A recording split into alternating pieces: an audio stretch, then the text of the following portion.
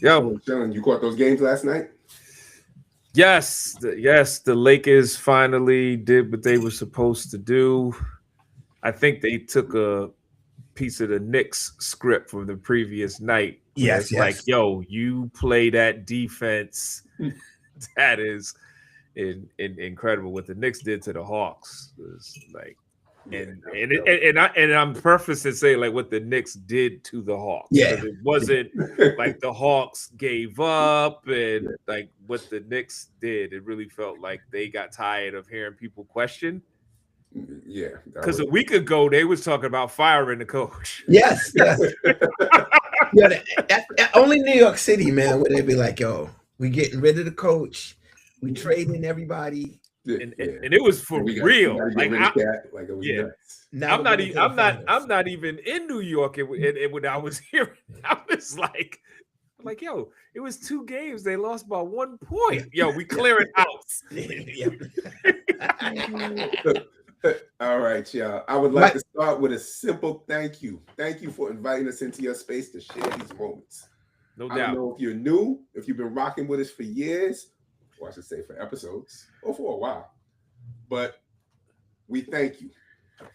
Whether you're friend or foe, you're working for the ops, no matter what, we still glad that you joined us today. We want you to know that my mic sounds nice. Yep. Nice. Let's get into this. All right. So coming up today, my mic sounds nice. The flame of your hot girl summer was just doused by the Splash Brother. Now we got to choose a side and fight. But I don't want to fight. But sometimes you just got to do what the people want. Yep. Guard your grill. Knuckle up. The Supreme leaders. I'm sorry. The Supreme Court struck down a major. That wasn't a fraudulent slip. We are in the era of the Supreme leaders, but disguised as a court. Disguised as a court, they struck down a major provision in the 1964 Voting Rights Act that will diminish African American political representation for decades. Yeah. Is it time to get concerned yet? Yeah. Time. When Lady Justice blindfold got holes in it. Yeah. When she took it off and like, yo, what's going on around here? And then it's like, oh, my bad. and put it back on. I can't look. When the blindfold is, I can't watch this. Yeah. Mask on, mask off. April showers bring May flowers. Yes. And Mother's Day. Mother's Day. We reflect on the women that raised us. And then we're going to close things out with the Robinson Report. Yes. Reggie Jacks may be really angry today, for real. So, welcome to my Mic Sounds Nice, a freestyle conversation about health, relationships, and culture. Once again, always glad to be in the building. This is Tim. Let's get it. My mic sounds nice. This is Kevin, a.k.a. Reggie Jacks, coming in from the Bronx. Thanks for tuning in and sharing your time with us today. My mic sounds nice. This is A Love from Strong Isle. Ain't no better place than New York when it's winning teams. I got my Jets destroying the draft. My Knicks destroying the Hawks. Hey, listen. And the Yanks ain't doing too bad. Listen, I've come to accept that we've been blessed to reach the age where we got to root because we may not see certain things happen in our lifetime. Like you didn't think about that as a 20-something-year-old fan, but now, like we're all that window's getting smaller, and it's my window. Yeah, exactly. It's my window. It's like we're all real football fans, so it's like, yo, like now when we're older than the coaches. Yeah, man. So it's like you're like, yo, Kev, what's up with your mic, man? You sound like you got a cold out there, man. Like I do have a cold. But yo, let's jump in. Let's jump in. Let's get in. All right, so we know the Meg Thee Stallion and Klay Thompson, rapper Meg Thee Stallion, and basketball player, future Hall of Famer Klay Thompson, were in a whirlwind relationship for the past 8 months. Everybody was so happy for them. After Meg, and she's had some rougher relationships and things. and they're happy. Oh, this looks like love. He's got money, somebody they equally yoked, yada yada. And then, bam, they broke up last weekend.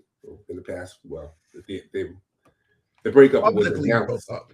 Yeah, they publicly broke up, and it was announced last weekend.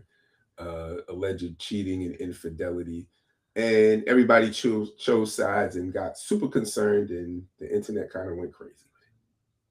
Yeah. So uh definitely want to say this because I support my brother Timothy. We don't give a darn about Meg or Clay or their relationships. However, there are lessons that can be learned from what happened with Meg and Clay. Uh, Lessons about infidelity. One of the things that I thought was really important is that many women were had watched Meg put up Instagram stories of I'm cooking for my man Clay for Thanksgiving and his family, and she put up a very well tailored video of her going all out for Clay. And a lot of women were online were like, if Megan Thee Stallion can be cheated on and she has this career and she looks like this, then the rest of us have no hope in terms of men, because if they would do that to her, they'll do that to me. And I just thought it was a very weird way to look at infidelity, because it almost felt like a clear misunderstanding of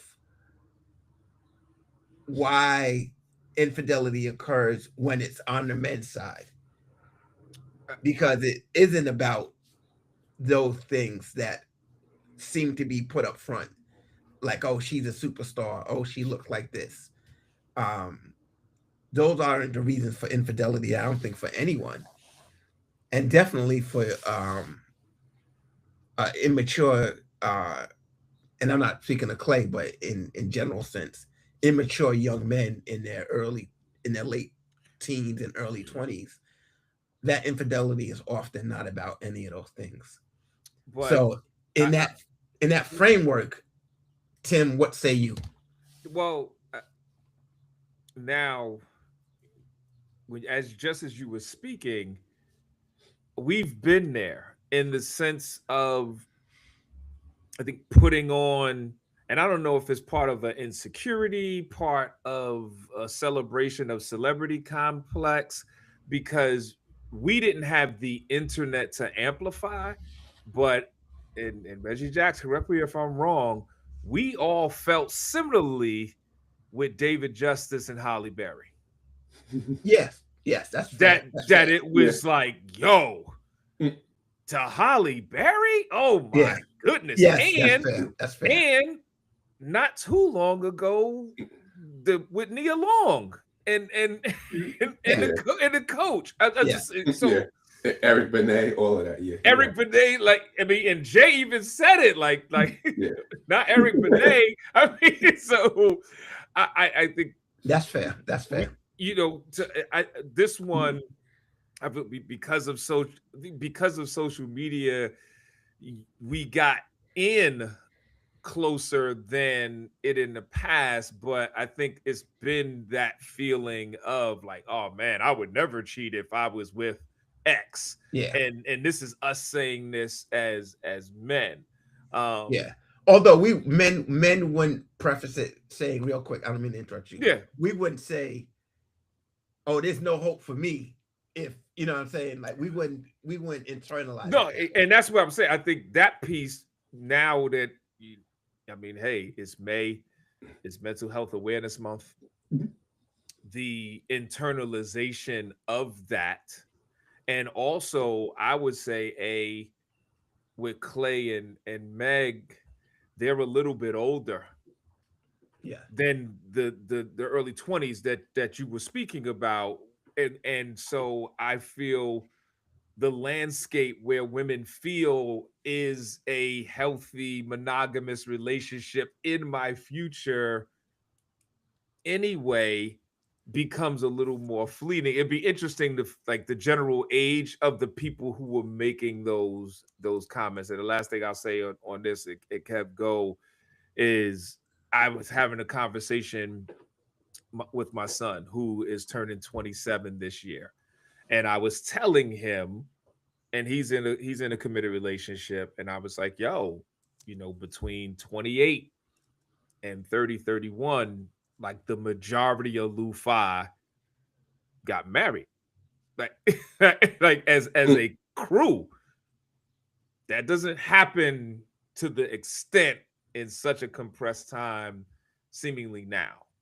There's a lot more people in their 30s who are still single and wondering or have been in situations. So I just think this situation got amplified. But you did make a really good point, because we never felt that, because I think we're confident sometimes to a fault. Yeah. Like that wouldn't have been me. It's like, yes, it was. It's happening now. Kev, yeah, I think as far as, obviously it's unfortunate for both of them. They thought they were going one way and found out that they're going another way, and I obviously that's unfortunate. I don't know why the public has taken so much love, interest, or feels that they have to take a position on their relationship. I think that infidelity happens, and infidelity happens is and it happens for a number of reasons, and the number one reason is not looks. Like very little does it have to do with your looks, beauty, appearance. As Halle Berry, Jay-Z, Neil Long, and Meg Thee Stallion, and countless others will tell you. It's just how you conduct your relationship. Now, obviously, I'm no therapist, although I did stay at a Holiday Inn the other night. But I can, I will say that y'all go out there, you'll get the help, support that you need. For the general public, I understand you always want to glean something from a public event and see how and apply it to your life. The only thing you should apply to your life is stay out of other people's lives. Stay out of other people's lives. Work on yours. She wasn't playing house. She was making dinner for Thanksgiving. We've done this before. We've done this. We've been with people. We've done great things, fun things. It seemed like we're close with, and those relationships wind up going nowhere. It happens with life. That's living life. That's not playing house. It's living life. And if you're not going to live life, I'm going to withhold this because I'm not sure if this is the person, then when are you going to bring your authentic self? Then you'll never experience it. Yeah. And you'll never experience it. So then the person that maybe might marry you, might stick with you, doesn't know who you really are because you're not going to play house. Like, that's ridiculous. Yeah. I mean, I'll say, for anyone that had the sentiment, male or female, like, if this could happen to me, if this could happen to Meg, I have no chance. You should never look at why someone cheats, as Kevin pointed out, as to those reasons. I mean, to looks or anything of that nature. I would say that Megan and Clay, people are taking sides. We don't know what's going on inside their relationship. We don't know who was wrong. We don't know what problems they've had from the beginning, or what was great and went wrong. So we have no knowledge of that circumstance. So we should put that down. We should also realize that infidelity in our own relationships have to do with what we're doing, right? Who we've chosen, how we maintain that relationship. Very intimate, personal, individual details that are involved in your life. And sometimes it's choosing the wrong person. If you find that you've been cheated on 4 times in a row, you may want to do some introspection to see if, hey, am I choosing the right women in my life? Am I choosing the right men in my life? For the ladies out there. So I just think that this is a point for us all to take a step back, realize that we have nothing in common with celebrities. I'm not saying that it wasn't genuine, but I'll say that Megan's video looks professionally edited. You know, so there could be even branding involved in that Thanksgiving video, or it could just be her and she's nice with a computer. But I'm just saying that she definitely was selling, hey, I have a great relationship, and we as a community were buying. But just to quickly balance, so we could move. There was moments that Clay was doing the same thing. Oh, absolutely, No, absolutely. I'm just, we always we Yeah, unlike in our next topic where we talk about how the scales of justice are nowhere near balance. We do try to balance out that, like him yeah, yeah. naming his boat after Yes, her and other things they like both that. was Like, on it. They was no, on it. and I just wanted to bring that, but it's like visually what was being presented was that look of both of them seemingly being all in, also adding that, Clay family background from what was being presented tends to show they more stable than some Yes, of the things that Meg had shared, which amplified where people were feeling, other ways. But the truth is, I think, Kev, what you said was best, kind of the main idea. You can't protect yourself from love at the point of never opening yourself up to receive it. Like, all three of us are married. Our current wives were not the first women that we spent a holiday with. They yeah, were not the first women who we actually met a family member, or, and I mean, keep it in a buck, they're not the first women that was in our lives close enough where we introduced them to the crew, which yeah. for us, in some instances, Or preceded family. Yeah, family. yeah, Yeah. And it's like, yeah, before you meet my mama, like, you got to meet yeah. this brother named Kev. Yeah. No, and I'll say this, Tim, to clarify, because you were right to point out the thing with Clay. The reason I brought up the Megan and the Thanksgiving video is Because because I think that was one of the videos that made a lot Trigger. of oh yeah, yeah, yeah, the oh yeah, women yeah, yeah, say, "Hey, I love this relationship." yeah. No, No, you're she's right. like, "Yo, I'm cooking for my man," Yeah, like, and his and family, his family, because and I cooking just think for your man is different. But I yeah, think that resonates for uh the nurturing uh yeah, relationship centered female. Not and all women are into that, but those that are into those type of things, that they but that but that but also, resonates. I do believe that in large, a lot of her fans and just women in general wanted her to be happy, Oh, absolutely, because absolutely. of everything In the that past. she that Yeah, she had that she had endured. yeah, Because even though sometimes we do attach ourselves too much, yeah. I think there is a part of us that really do want that. The It's like, best yo, for the, yeah, yeah, like after what you've gone through and da da da da, you yeah, deserve this. Like, I hope the stuffing was great, yeah. And I will say, in that video, the food looks good. you know, I mean, first Yeah. of all, she from the South, so let's yeah, let's not act like she was born where everybody was cooking for her. yeah. That's like, You you from know, Texas? you Yeah. from Texas with a mama and a grandmother. You know how Yeah, to cook. yeah, I think that overall, one of the things that wisdom I try to pass on to my son, which I wish I had learned later when I was young, was rather than thinking of relationships when it's over and be like, oh, and just kind of wallowing in that pain of it over and the new change. Like, think of a relationship as, okay, it's complete. Like, yeah. we've reached the completion. Now, what can I learn from from that previous relationship in order to move on? But And that obviously, you're much healthier when you're older than when you're I'm and young. about to that say, because we was not saying that At at all. all. and Can't that's the way we're gonna believe. look at that's the way we're gonna look at this topic too. Yep, Yep, it's complete. it is complete. Complete, and you know Yeah, total chaos, no mass Total, confusion. Shout total out to Long chaos. Island. we Yes. and best to those two, but you know Yeah, try not to get involved next time, society. no doubt. Yeah, Now, what's not complete is the attack on our civil rights. The Supreme Court last week ruled that they took out another provision of the Voting Rights Act, the 1964 Voting Rights Act. So now you can gerrymander using race, right? Is it using race as a proxy? Yeah, you want to watch the video? Yeah, I'm about to say let's show a little clip. Okay. Okay. Yeah, this is clip worthy. Yeah, man. Yeah. And we chose the AP because news outlets be real slanted.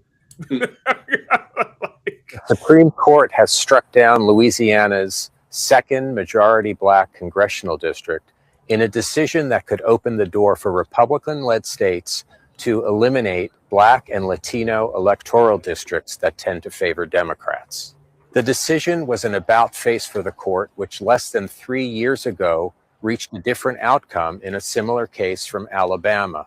An effort spurred by President Donald Trump to preserve the slim Republican majority in the House of Representatives already has led to a nationwide round of redistricting. So what we have here is trouble. I got so much trouble on my mind. I'm in my Long Island you know what? Bag. Apparently that district was. I'm sorry, Kev. No, go ahead. No, go ahead. Apparently the district was a very large black district. It said this, I think the second largest in Louisiana. Yes, and basically they were arguing that the drawing of that district was illegal because it took race into consideration, and that's why it was struck down.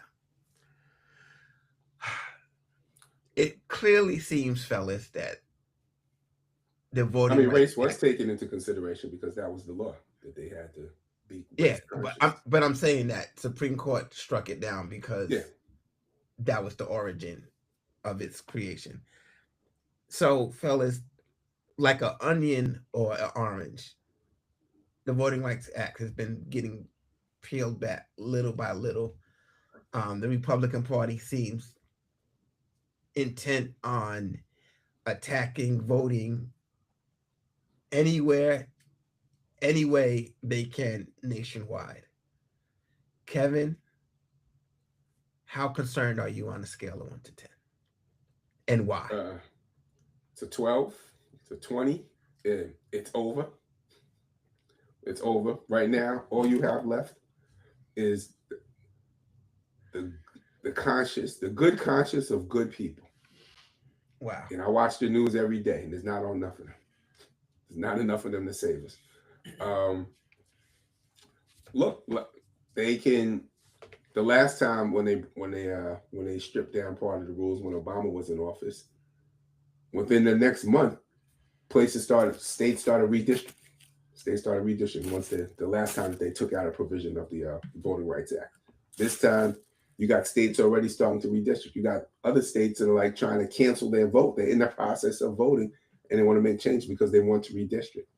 I'm gonna go back to Lee Atwater in 1981, because essentially the courts is basically saying that just because you're, I can redistrict you based on your political party, and as long as I don't say that I'm doing this about race, it's fine. Even though race is also a true intent. I'm gonna go back to Lee Atwater, 1981 interview. Lee Atwater was the head of the Republican National Committee and was on Howard's board of directors for a minute until we protested and forced him to resign. And sent him packing. He said, you start out in 1954 by saying N-word, N-word, N-word. By 1968, you can't say the N-word anymore. That hurts you, that backfires. So you say stuff like forced busing, states' rights, and all that stuff. You're getting so abstract now that you're talking about cutting taxes. And all these things you're talking about are totally economic things, and a byproduct of them is that blacks get hurt worse than whites. That's what's going to happen. That's what's going to happen. They're going to redistrict in the South, particularly Deep South. They're going to redistrict politically. Say Republicans, Democrats are going to split the Democrats up, crack the Democrats. But blacks are going to be hurt worse than whites because blacks make up a significant portion of the representation in there. 30% in Louisiana, like 30% in Alabama, Mississippi. Like these are places, and they're not going to have any voting rights, anybody to represent them. Tim, how concerned 1 to 10, and why? 8, and it's rising because I think we are in a moment where a lot of the people who potentially would be most impacted probably have little faith in government anyway, but there isn't the resolve to navigate that space. So I think it's when this was happening in the 60s, there was, I mean, we're old enough and we know firsthand. We don't even have to study history books. There was a strength in the community during segregation that actually helped people get through. Yeah.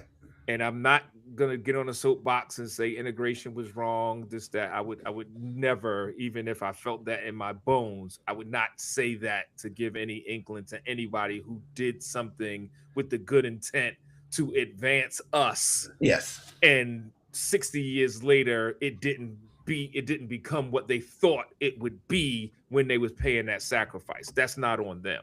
Yeah. The challenge is now is seeing what they fought and died for being pulled back at a moment where our community has probably never been more fragmented. And so then it becomes what do you do?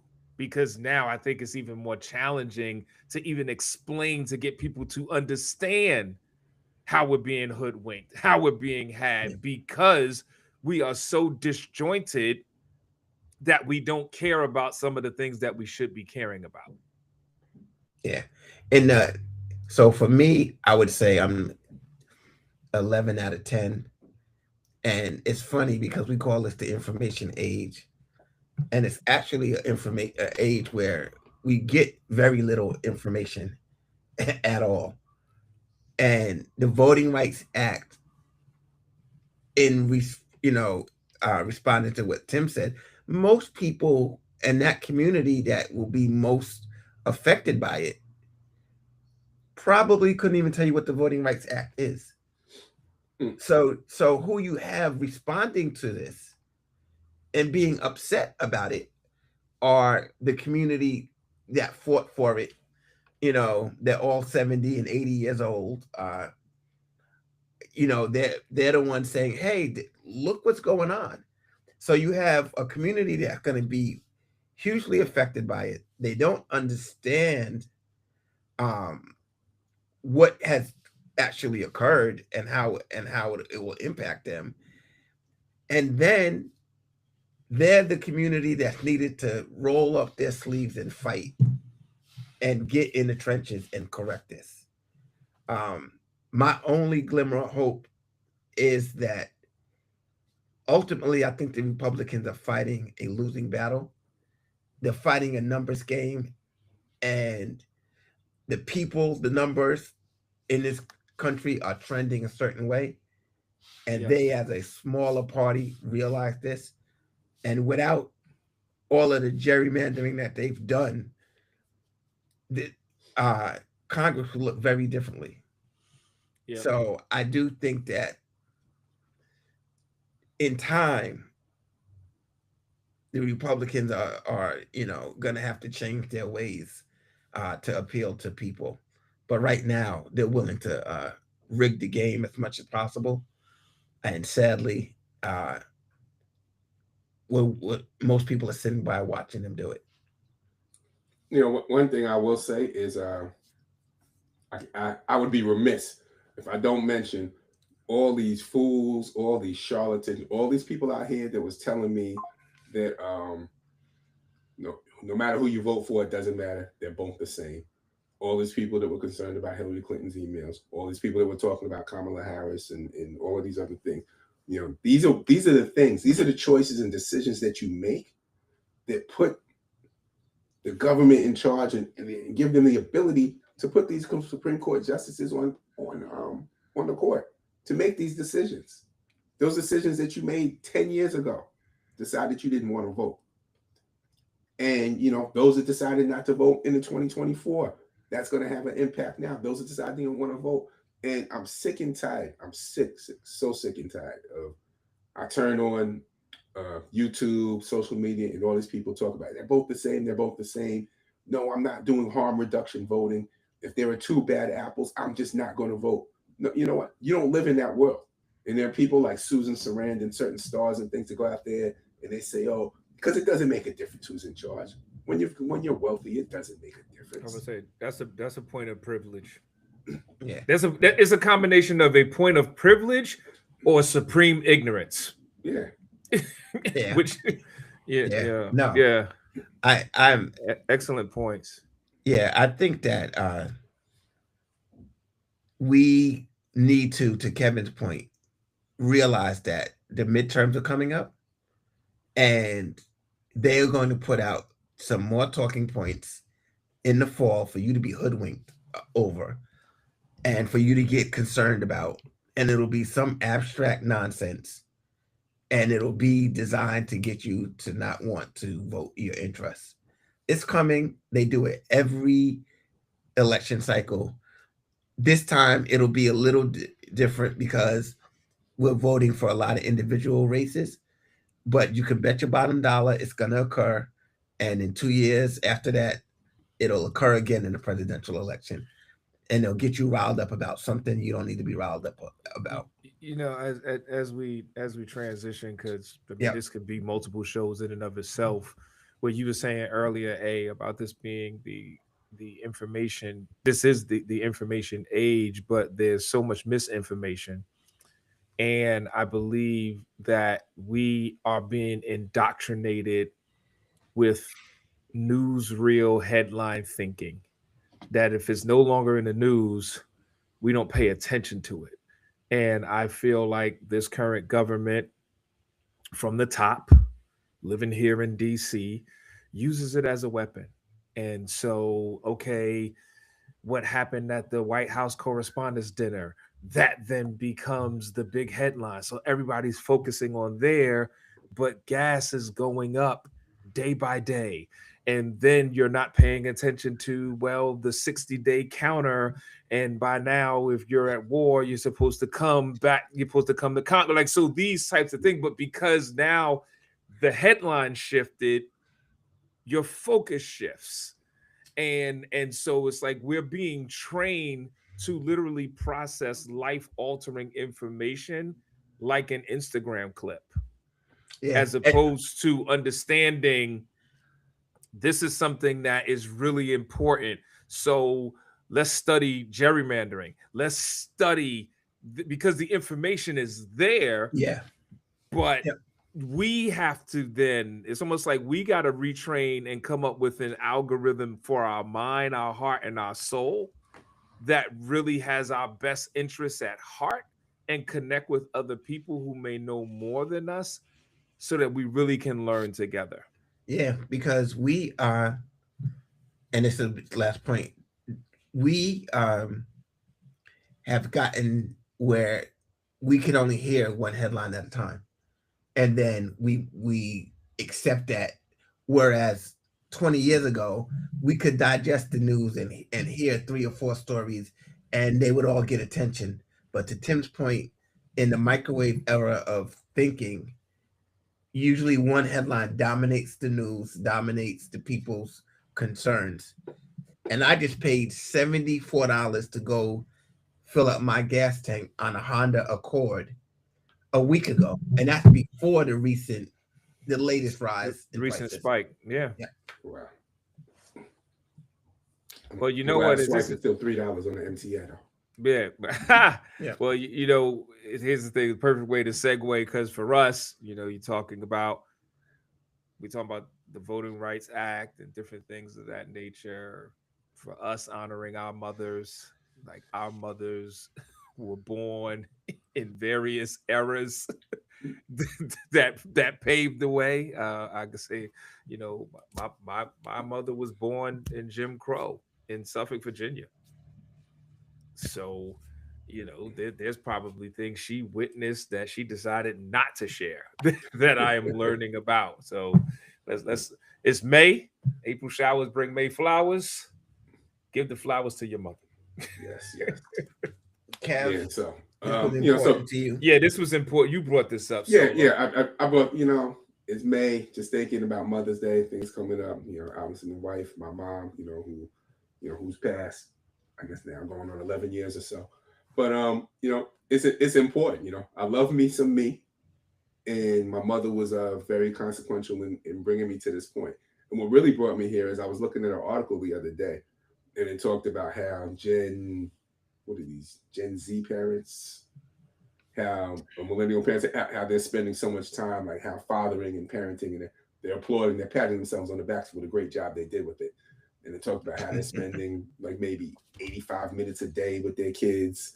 And they showed the stat. I'm sorry to laugh. And in our day, our father spent like, it said it was like maybe 10 minutes, at least for my father, who's more than 25. Like that generation said they spent like maybe 10 minutes, 20 minutes a day with their kids. I was like, damn. And I said, you know, I guess that's about right, dinner.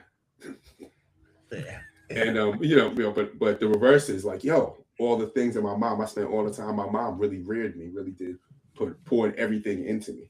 You know, my father threw lessons, but my mom's did the day-to-day work. So I just wanted to shout out and applaud to the women that put us into this position, that loved us, that created us, that made us the people, the men that we are. Tim. yeah, no, I mean, you know, I if you know me, you know how I feel about my mom. Yeah. And this man, this will be 15 years this July. And for those who may have recently lost a really good colleague of mine's at Howard today, she's celebrating the life of her mom who recently passed, and it's not something that you get over, nor you should try to get over. You know, that's not a relationship that you should say, okay, it's complete. It will just present itself. I think I am blessed because not only having my mom, but my wife's mother, who I refer to as my mother in love. Yeah, like I am largely in part because of my mom. I feel Lu-Fi as a collective. I know that I know. Like we had praying mothers who was praying for just names because they kept hearing it, never knowing Who they you were. know who the person was. That is like, yo, if I'm sneaking out the house at 11:30 to go to Long Island, my mother was praying for Kevin Aaron. Like, I don't know who they are, but my Yeah. son is out here running the streets, and I definitely wasn't telling her what we was doing, but it was just like one of those, because we grew up in the era where you could say I'm going out, and that meant Yeah. something. Yeah. Yeah. Like, our children and nephews can't tell us now. Like, I be catching myself. My son is 26. Like, yo, Pop, I'm going out. I'm like, where you going? Yeah. But yeah, Yeah. but yeah, definitely love the mothers. Yeah, no, I would say, you know, I've lost a parent, but I haven't, lost my mom like you two have. And uh, you know, dads are dads, and I definitely miss my dad, but moms are moms. That's just the way it is. Yep. Um, so, I, I respect, what you guys have gone through, and my wife too. Um, I would say one of the things that I would like to pass on to people is that a lot of times we carry a lot of angst towards our parents, and we feel like they might have done things wrong. And we carry this burden almost all through our life. The one thing I ask people to remember is that most of the time that you're thinking about your parent, they were in their 20s, their early 30s. So those moments of hurt that might have occurred or might have happened to you were really some young people raising young people. And I think a lot of the parenting mistakes that occur because of that. So Yeah. I would say give your parents some grace. Give your mom some grace, particularly Yeah. if you have any feelings of ill will or feelings of, oh, my mom did this or she didn't do that. Yeah.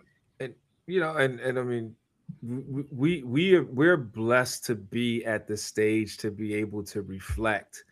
And it is, I know all three of us, we're hoping that people will hear these reflections earlier on than when we got the lesson. Because the truth of the matter is, to your point, our mothers were also mothered, which will then impact how they mother. Yeah. Our mothers were growing up in their own realities, and then a lot of times in their method to love us, they were shielding from us.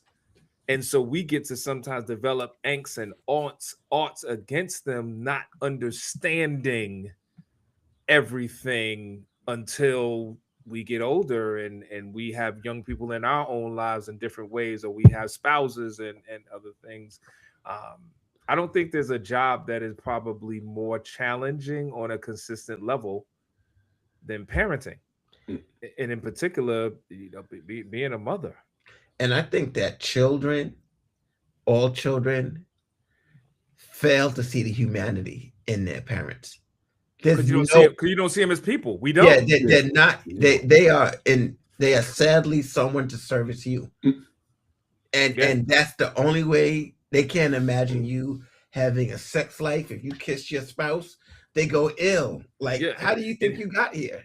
And honestly, and Kev, you can take us out, because at least from my understanding of the three of us, like your parents said they vows, and they went to glory Yeah. with those vows. You Yeah. you know, so I know there was moments that you're viewing your mother just as the role, but now you're like, yo, she was my mother and my father's wife.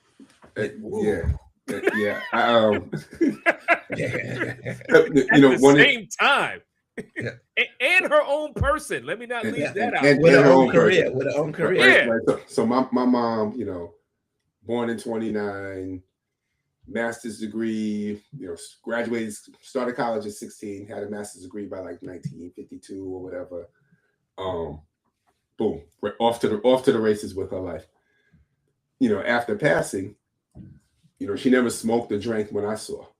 She did smoke and drink before. Unfortunately, there was a stillborn child about a year before me, and I guess that's when she stopped smoking, drinking, and everything.